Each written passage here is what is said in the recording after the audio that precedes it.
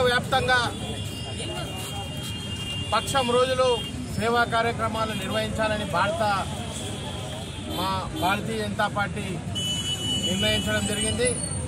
దానిలో భాగంగానే జిల్లా పార్టీ ఆధ్వర్యంలో వికారాబాద్లో గవర్నమెంట్ హాస్పిటల్లో బ్లడ్ బ్యాంకు, తర్వాత పరిగిలో ఒక బ్లడ్ బ్యాంకు ఈరోజు నడుస్తూ ఉన్నాయి, బ్లడ్ డొనేషన్ నడుస్తూ ఉన్నాయి.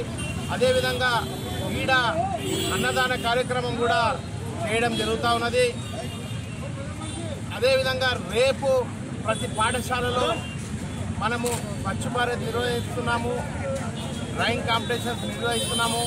ఈ విధంగా మనము 15 రోజులు కూడా రకరకాల కార్యక్రమాలు నిర్వహిస్తూ పోతాము. కాబట్టి నరేంద్ర మోడీ గారు ఈరోజు ఆరోగ్యాలతో ఉండాలని చెప్పి దేశాన్ని అగ్రస్థానంలో విశ్వగురువుగా నిలపాలని ఆకాంక్షిస్తూ వారి పేరు మీద ఈరోజు అమ్మవారికి అర్చన చేయించడం జరిగింది. మీరు చూసినారు, నేను ఎక్కువ విషయాలు చెప్పాల్సిన అవసరం లేదు. వారు వచ్చిన తర్వాత మన 500 సంవత్సరాల కళ సాకారమైంది, అయోధ్య గుడి నిర్మాణమైంది. మన రాముణ్ణి మనం పూజించుకునే హక్కు మనకు కలిగింది. అదేవిధంగా ఒక హిందువులకే కాకుండా మైనార్టీ సోదరులకు, తల్లిదండ్రులకు, మహిళలకు అతి ముఖ్యమైన ట్రిపుల్ తలాక్ బిల్లును పెట్టి సబ్కే సాత్ సబ్కా వికాస్ సబ్కే సాత్ అనే విధంగా వారు ముందుకు పోతూ ఉన్నారు.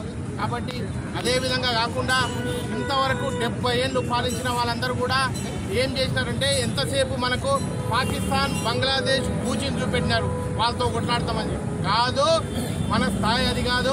అగ్రరాజ్యమైన అమెరికాని మనం ఢీ కొట్టగలుగుతామని చెప్పి ఈరోజు సుంకాల పేరు మీద మనని ట్రంప్ ఇబ్బంది పెట్టినా మిత్ర దేశాలతో కలిసి వాళ్ళు ఢీ కొట్టడం జరుగుతూ ఉన్నది.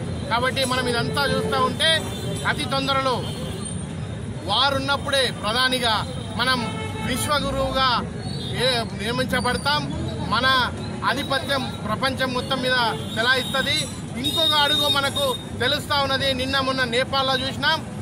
మాకు మోడీ లాంటి ప్రధానమంత్రి కావాలి, హిందూ దేశంగా మళ్ళీ నేపాల్ని ప్రకటించాలి అని అంటా ఉన్నారు. కాబట్టి మనం ఈరోజు అఖండ భారత్ని కూడా వారి ఆధ్వర్యంలో చూస్తామని చెప్పేసి మేము కలలు కంటా ఉన్నాం. ఈ అవకాశాన్ని ఇచ్చిన జిల్లా పార్టీకి ధన్యవాదాలు.